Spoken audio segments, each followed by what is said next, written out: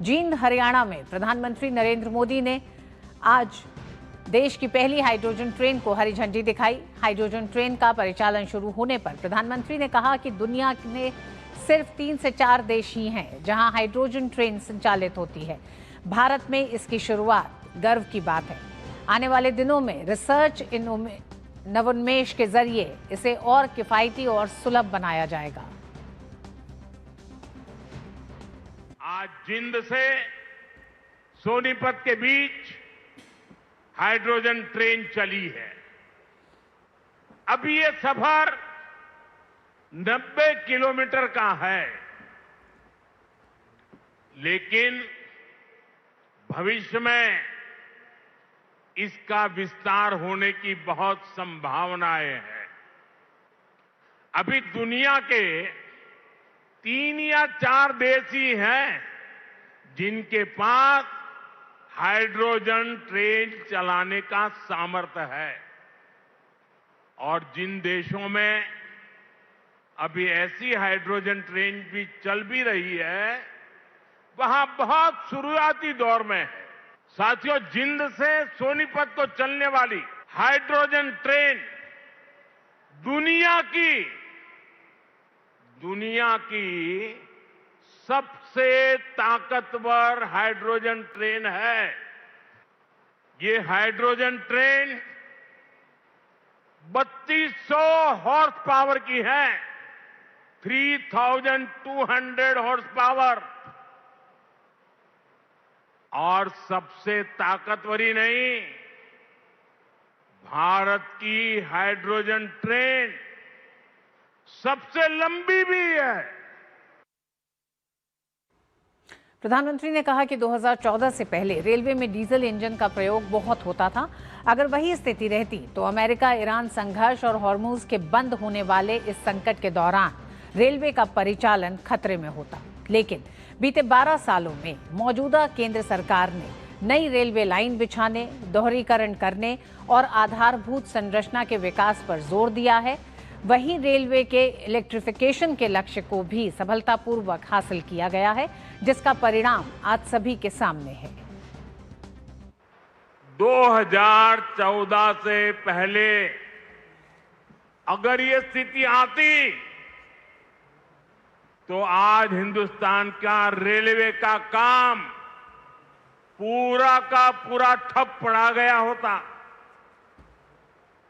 क्योंकि उस समय 2014 में देश का बहुत बड़ा हिस्सा था जहां हमारी ट्रेनें सिर्फ और सिर्फ डीजल से चलती थी।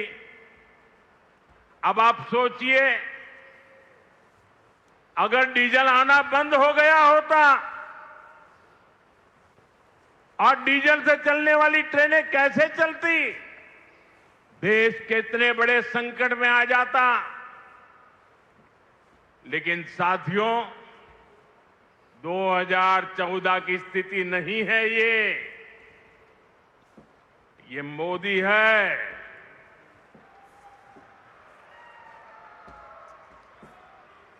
बहुत पहले सोचता भी है और समस्या के समाधान के रास्ते भी जमीन पर उतारता है।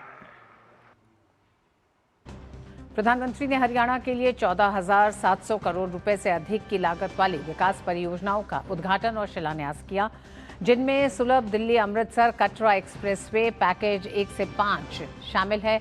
अंबाला काला अम्ब राजमार्ग है, जिंद गोहाना ग्रीनफील्ड राजमार्ग शामिल है, हांसी बरवाला ब्राउनफील्ड राजमार्ग शामिल है। ये तमाम वो परियोजनाएं हैं जिनका शिलान्यास और उद्घाटन आज हुआ। कुरुक्षेत्र में एलिवेटेड रेलवे ट्रैक शामिल है। इसके साथ ही पीएम मोदी पंडित नेकी राम शर्मा सरकारी मेडिकल कॉलेज भिवानी, महर्षि च्यवन मेडिकल कॉलेज और राव तुलाराम अस्पताल कोरियावास नारनौल सहित प्रमुख चिकित्सा संस्थानों को राष्ट्र को समर्पित किया। प्रधानमंत्री ने क्षेत्र के सांस्कृतिक आधारभूत ढांचे को और समृद्ध करते हुए कुरुक्षेत्र में सिख संग्रहालय की आधारशिला भी रखी। ये संग्रहालय आधुनिक तकनीक के उपयोग के माध्यम से सिख धर्म के इतिहास, सिख गुरुओं की शिक्षाओं उनके साहस, बलिदानों और भारत की सभ्यता और संस्कृति में सिख समुदाय के अमूल्य योगदान को प्रदर्शित करेगा।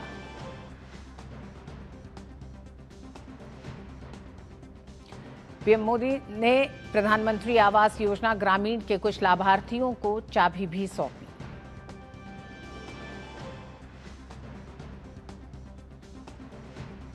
भारत में स्वच्छ ऊर्जा आधारित परिवहन को बढ़ावा देने की दिशा में महत्वपूर्ण पहल हुई है। भारत की पहली हाइड्रोजन ट्रेन स्वच्छ ऊर्जा से संचालित होने वाली और नवाचार पर आधारित है। रेल मंत्री अश्विनी वैष्णव ने सोशल मीडिया प्लेटफॉर्म एक्स पर वीडियो साझा किया, जो रेलवे और ट्रेनों की विकास यात्रा की कहानी कह रहा है। जरा सोचिए, एक समय था जब ट्रेनें स्टीम इंजन से चलती थी, फिर आया डीजल, उसके बाद इलेक्ट्रिक ट्रेन्स ने इंडियन रेलवेज को नई रफ्तार दी, फिर आई भारत की semi high speed Vande Bharat trains, और अब एक ऐसी ट्रेन जो डीजल से नहीं चलती, धुआं नहीं छोड़ती, बल्कि खुद इलेक्ट्रिसिटी बनाती है। सुनने में भविष्य की टेक्नोलॉजी लगती है, लेकिन अब यह हकीकत है। भारत में विकसित हाइड्रोजन फ्यूल सेल ट्रेन प्रधानमंत्री श्री नरेंद्र मोदी जी के नेतृत्व में रेलवे मॉडर्नाइजेशन, क्लीन एनर्जी और कार्बन एमिशंस कम करने के विजन को आगे बढ़ाते हुए इंडियन रेलवेज ने भविष्य की रेल टेक्नोलॉजी की दिशा में एक बड़ा कदम बढ़ाया है। आज दुनिया के कुछ ही देशों के पास हाइड्रोजन ट्रेन टेक्नोलॉजी है।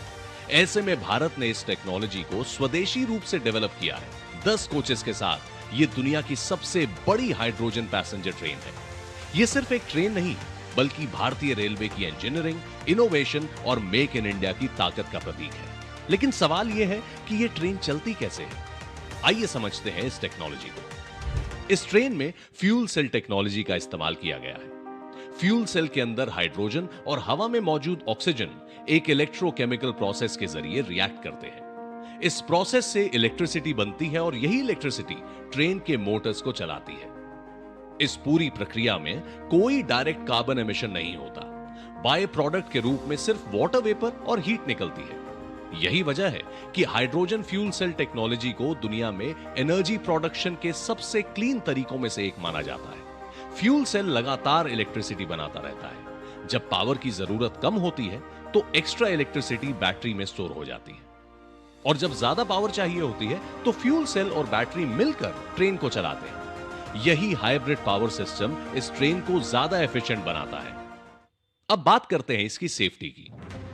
हाइड्रोजन एक कलरलेस और ओडरलेस गैस है, इसीलिए इंडियन रेलवेज ने इसकी सेफ्टी पर बेहद बारीकी से काम किया है। वैज्ञानिक रूप से हाइड्रोजन 4% से 75% कॉन्सेंट्रेशन के बीच ही इन्फ्लेमेबल होती है, लेकिन इंडियन रेलवेज ने सेफ्टी मार्जिन इससे भी आगे रखा है। अगर सिस्टम में सिर्फ 0.25% हाइड्रोजन लीकेज भी डिटेक्ट होती है तो पूरा हाइड्रोजन सिस्टम अपने आप शट डाउन हो जाता है।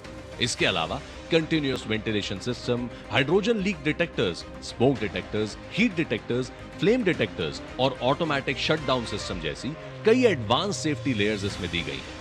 अगर किसी कारण से हाइड्रोजन सिस्टम बंद भी हो जाए तो बैटरी ट्रेन को कुछ समय तक सुरक्षित स्थान तक ले जा सकती है। नेशनल ग्रीन हाइड्रोजन मिशन को आगे बढ़ाती ये हाइड्रोजन फ्यूल सेल ट्रेन सिर्फ एक नई टेक्नोलॉजी नहीं है, ये विकसित भारत की उस सोच का प्रतीक है जहां इंडियन रेलवेज सिर्फ भविष्य की रेल टेक्नोलॉजीज अपना नहीं रही, बल्कि उन्हें भारत में विकसित करके दुनिया के सामने एक नई मिसाल भी पेश कर रही हैं।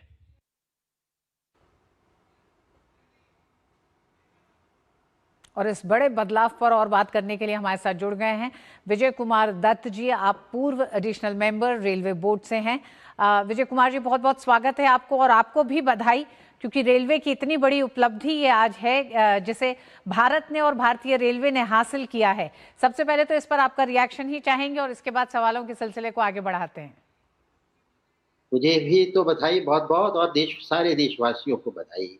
ये मोदी जी का एक और सौगात है और कई तरह से मील का पत्थर है। जैसे आपने कहा, एमिशन जो कि बहुत बड़ी समस्या है, उसको दूर करने में ये बहुत सहायक है। दूसरी चीज़ ये है कि इसमें जो R&D है वो पूरी तरह से भारत में। फ्यूल सेल जो है सबसे ज़्यादा एफिशिएंट एनर्जी कन्वर्टर है। तो फ्यूल सेल लगा रहे हैं हम एनर्जी, अगर हाइड्रोजन से हम इंजन भी चलाएं तो भी चल सकता है, लेकिन सबसे ज़्यादा ऊर्जा दक्षता फ्यूल सेल में है। कन्वर्टर फ्यूल सेल की वजह से जो हमारी हाइड्रोजन है वो बहुत ही कम लॉसेस के साथ कन्वर्ट हो रही है, तो एमिशन तो बच रहा है और बहुत अच्छे तरह से एमिशन बच रहा है। और एक चीज़ और मैं कहना चाहूँगा, ये शुरुआत देखिए, हाइड्रोजन जो इकोनॉमी आ रही है, क्योंकि इसमें पानी बनता है, एमिशन नहीं बनता है, तो सारे विश्व को हाइड्रोजन की जरूरत है। हमारा सौभाग्य है कि हमारी भौगोलिक स्थिति, हम ट्रॉपिक ऑफ कैंसर कर्क रेखा पर स्थित है, तो सूर्य भगवान की सबसे ज्यादा कृपा हमारे ऊपर है। तो जो सोलर एनर्जी है उससे जो हम हाइड्रोजन बना रहे हैं, green hydrogen, European union, Europe, Russia जो कि अक्षांश के बहुत ऊपर है, उनके पास ये सुविधा नहीं है। तो एक चीज जो कि भारत में बनेगी और कम दाम से बनेगी, देखिए कितने कम दाम पे आप हाइड्रोजन तो आप यूरोप में भी बना लीजिए, लेकिन जो भारत में हाइड्रोजन बनेगी उसका दाम न्यूनतम होगा। तो अगर न्यूनतम दाम होगा तो वो एक्सपोर्ट भी बहुत ज्यादा होगा और बहुत ज्यादा यूज भी होगा। तो इसमें भारत में तो प्रयोग होगा ही होगा। विश्व को कार्बन मुक्त करने में और इकोनॉमिक कॉस्ट पे कार्बन मुक्त करने में ये बहुत ज्यादा होगा, और इसलिए यूरोपियन यूनियन ने इसमें बहुत ज्यादा इंटरेस्ट दिया है, इन्होंने सपोर्ट भी दिया है और ये भी कहा है कि ये जो हाइड्रोजन है ये वो खरीदेंगे, बहुत ज्यादा खरीदेंगे। लेकिन जो चैलेंजेस हैं इसमें, देखिए हर एक चीज हाइड्रोजन फ्यूल है, जैसे कहा कि इसमें सेफ्टी है, ज्वलनशील है, बहुत सारी चीजें, तो इसमें सेफ्टी के लिए जो काम हो, जो आपने किया है, कितने सारे दिए गए जिससे कि किसी तरह की किसी भी अनावश्यक चीज को रोका जा सके। जी। अब मैं इस पे आता हूं कि इसका जो ग्रीन हाइड्रोजन है, ग्रीन हाइड्रोजन से जितना ज्यादा बनाएंगे उतना इकोनॉमिकल होगा, कॉस्ट होगी। तो जैसे जींद में ये सेंटर है, अब ट्रेन तो चलेगी चलेगी, बाकी भी होगी। जैसे ग्रीन स्टील अगर हम बनाएंगे तो ग्रीन स्टील की विश्व को बहुत ज्यादा जरूरत है। अब ग्रीन स्टील बनाएंगे, ग्रीन एल्यूमिनियम बनाएंगे और तरह के ग्रीन उपयोग करेंगे जिसको हम एक्सपोर्ट करेंगे, तो हमारे देश का विकास, भारत का एक्सपोर्ट और एनर्जी, मोस्ट एनर्जी के जो हाईएस्ट फ्रंटियर है उस पर जाकर उस तकनीक का एक्सपोर्ट जो कि इंडिया में हम लोग डेवलप कर रहे हैं और विश्व स्तर की डेवलप कर रहे हैं।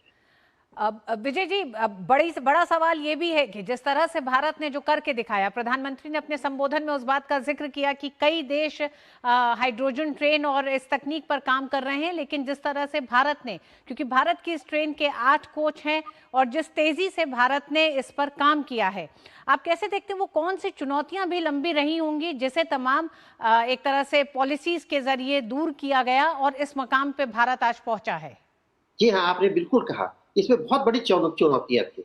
एक तो कॉस्ट और इंफ्रास्ट्रक्चर और इकोसिस्टम डेवलप करना। तो इसमें जो ग्रीन हाइड्रोजन मिशन बना, जिसमें यह किया गया कि हम सारे हाइड्रोजन के, ग्रीन हाइड्रोजन को बनाने में सारे चीज काम करेंगे। इसमें पीएलआई जो आई उसमें उसका बहुत योगदान रहा। इसमें जो कि R&D पे एक्सपेंडिचर हुआ उसका बहुत योगदान रहा। जो ग्रीन एनर्जी मिशन के में जो हमने कार्यालय बनाए, लोगों को प्रशिक्षण की सुविधा दी, उसका बहुत अधिक योगदान रहा। तो इन सबको मिलाकर आज भारत इस स्थिति में है कि हम ग्रीन हाइड्रोजन बना रहे हैं और एफिशिएंट कॉस्ट पे बना रहे हैं, और उस कॉस्ट पे बना रहे हैं कि जो कि हम एक्सपोर्ट कर पाए। 2030 तक अगर अभी इस प्रकार से चलते रहे तो हमारी हाइड्रोजन की कीमत विश्व में सबसे कम होगी और हमारे लिए बहुत सारे विश्व में ग्राहक पैदा होंगे। हम तो खुद ग्रीन हाइड्रोजन बनाएंगे ही बनाएंगे। एक चीज और मैं यहाँ पे मेंशन करना चाहूंगा, कार निकोबार, हमारा अंडमान निकोबार द्वीप समूह, विजयपुरम जिसकी राजधानी है, वहां पे जो कार निकोबार है उसको हम ग्रीन हाइड्रोजन का हब बनाने जा रहे हैं। हब का अर्थ यह है कि देखिए हमारे पास जल है, हमारे पास विद्युत है और सौर ऊर्जा है, तो हम ग्रीन हाइड्रोजन बनाएंगे। और जितने भी आपने देखा कि मलक्का जल डमरू मध्य है, मलक्का स्ट्रेट है, वहां से वर्ल्ड का ट्रैफिक जाता है, तो उनको हाइड्रोजन की आवश्यकता होगी। और हाइड्रोजन की आवश्यकता बहुत ज्यादा, हाइड्रोजन ज्वलनशील है और घनत्व भी बहुत कम है, तो बहुत ज्यादा स्टोरेज नहीं आप हाइड्रोजन का कर सकते। तो बीच में जैसे आप पेट्रोल भरते हैं, आपको हाइड्रोजन भरने की आवश्यकता होगी। तो जो हम कार निकोबार में एक सुविधा ग्रीन हाइड्रोजन की दे रहे हैं कि जो विश्व का जो भी शिप आए, जो भी आए हम उसको, जैसे आप पेट्रोल भरते हैं हम हाइड्रोजन भर देंगे। तो हाइड्रोजन की ग्लोबल सस्टेनेबिलिटी कि जैसे जापान से चल रहा है हाइड्रोजन का शिप जो हाइड्रोजन पे चल रहा है, वो मलक्का स्टेट से आके आ जा रहा है, वो कार निकोबार में रुकेगा, हमारे ग्रीन हाइड्रोजन हब से हाइड्रोजन लेके जाएगा और आगे बढ़ जाएगा। इसी तरह से दूसरी ओर तो एक भारत विश्व में दक्षिण पूर्व एशिया और बाकी दूर प्रशांत क्षेत्रों में जो ग्रीन हाइड्रोजन की हब बन रही है, उसकी कड़ी क्या मैं कहता हूँ केंद्र बिंदु होने जा रहा है, जो कि जी, बहुत बड़ी बात है। भारत इस दिशा में लीड करने वाला जी, देश बनने जा रहा है। बिल्कुल से। विजय कुमार जी, हम आपसे और इसी विषय पे और थोड़ा जानना चाहेंगे, इसलिए भी कि चीन से इसकी शुरुआत हो चुकी है। अब हाइड्रोजन की उपलब्धता, उसका स्टेशन, तमाम चीजें जो हैं, उसको लेकर आप कैसे देखते हैं कि अब एक ट्रेन से आगे कितने समय में भारत बढ़ेगा और वो कौन से क्षेत्र होंगे जहां इसकी सबसे ज्यादा जरूरत लगती है भारत के, अगर आप पूरे मानचित्र को देखें तो? ऋतु जी, बहुत अच्छा आपने प्रश्न किया। जो जैसे माननीय प्रधानमंत्री जी ने आज कहा, जींद में जहाँ से ये शुरू हुआ है, वहाँ पे हाइड्रोजन प्रोडक्शन है, हाइड्रोजन स्टोरेज है, तो अब हम ट्रेन तो चलाएंगे, लेकिन हाइड्रोजन के जो और उपयोग हैं, जैसे कि हमें ग्रीन स्टील बनाना है, ग्रीन एल्यूमिनियम बनाना है, ग्रीन बसें चलानी है, तो ये सब चीजें क्योंकि एक जगह स्टोरेज है वहां से भरेंगे, तो ये सब विकास हरियाणा में और इस क्षेत्रों में होगा और इससे इस क्षेत्र में ग्रीन ट्रांसपोर्ट तो होगा ही होगा, वायुमंडल में सुधार होगा ही होगा। जो स्थानीय लोग हैं उनको सब लेवल के एम्प्लॉयमेंट भी मिलेंगे। तो ये सर्वांगीण विकास की जो बात करते हैं, ये एक तकनीक, एक चीज, एक तो प्रोडक्ट, जो प्रोडक्ट है वो सबसे ज्यादा वर्ल्ड को चाहिए, क्योंकि अगर हमें जलवायु परिवर्तन से मुकाबला करना है तो हमें ऐसे फ्यूल डेवलप करने पड़ेंगे जैसे हाइड्रोजन। और एक चीज आपको और बता दूं, हाइड्रोजन हमेशा से स्वप्न रहा विश्व का कि हम हाइड्रोजन इकोनॉमी को ले आए। 71 में आए लेकिन कर नहीं पाए क्योंकि हमारी वर्ल्ड की टेक्नोलॉजी नहीं थी। 81 में कोशिश हुई, हो नहीं पाई। 91 में कोशिश हुई, नहीं हो पाई। 2004 में कोशिश हुई, लेकिन आज की तारीख में क्योंकि आज हम कन्वर्टर जो इक्विपमेंट है, इन्वर्टर है जो हम बना पा रहे हैं, हम ऐसी कॉस्ट पे बना पा रहे हैं और ऐसे कि जो कि हमें $3 या $4 में हमारी ग्रीन हाइड्रोजन बन जाए, आज हम उसको पार कर उस तक पहुंच गए हैं।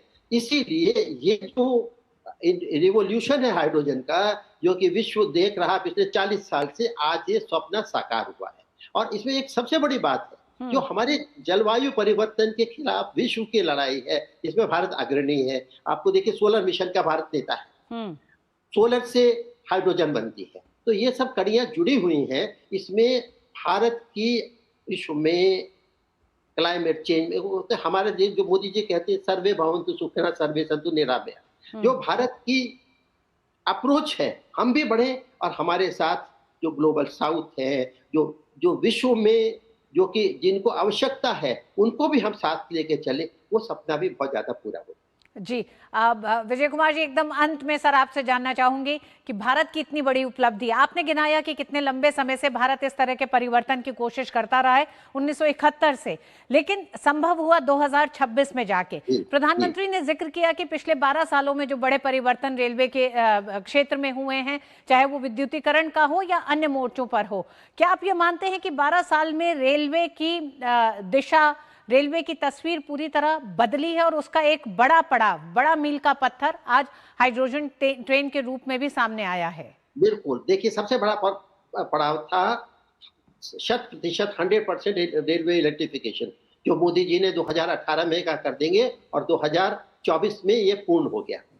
दूसरा पड़ाव ये है कि अब उसको जहां पे हाइड्रोजन का उपयोग है, हम हाइड्रोजन का उपयोग करें, जिसे हाइड्रोजन का उपयोग बढ़ाएं, जिसे और क्षेत्रों में भी हाइड्रोजन का उपयोग हो सके और हाइड्रोजन का उपयोग जो है वायबल हो सके। और अगर हम वायबल हाइड्रोजन का उपयोग करेंगे तो जो हाइड्रोजन के प्रोडक्ट बनेंगे, जो कि आप सर्टिफिकेशन आ रहा विश्व में कह रहे हैं कि जो देश है वो इतनी चीजें बनाएगा जो कि जलवायु के अनुकूल हो, तो ये जो देश है जिनके पास ये सोलर एनर्जी नहीं है, जो नहीं बना पा रहे हैं, वो उनको इंडिया, भारत से खरीदना होगा। और ये जो नियम यूरोपियन यूनियन के आ रहे हैं, यदि आप अपने आप नहीं कर सकते हैं तो इतने प्रोडक्ट जो कि ग्रीन एनर्जी से बने उसको खरीदिए, तो उसमें भारत एक बहुत बड़ा वेंडर होगा।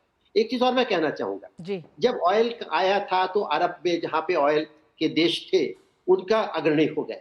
आज हाइड्रोजन रिवॉल्यूशन क्रांति आ रही है, तो ये भारत के लिए अवसर है, क्योंकि हमारे पास तकनीक है, हमारे पास सोलर एनर्जी है, हम ट्रॉपिक ऑफ कैंसर में हैं, भौगोलिक परिस्थिति भी है, और हमारे जो युवक हैं वो इतने प्रशिक्षित हैं और लालायित है कि इस काम को आगे बढ़ाएंगे। तो इससे अच्छा अवसर कुछ हो नहीं सकता। बिल्कुल विजय जी, हाइड्रोजन ट्रेन भी इंजीनियरिंग, इनोवेशन और आत्मनिर्भर भारत का एक जीता जागता सबूत, एक बड़ा उदाहरण है। दुनिया के सामने भारत ने दिखाया है कि किस तरह से भारत ग्रीन एनर्जी की तरफ तेजी से काम कर रहा है, और जिस तरह से आपने अपने पूरे इस चर्चा में बताया कि भारत आने वाले समय में इस दिशा में नेतृत्व करने वाला देश बनने जा रहा है। बहुत बहुत धन्यवाद विजय सर जी हमारे साथ जुड़ने के लिए इस पूरे विषय पे। धन्यवाद, बहुत बहुत।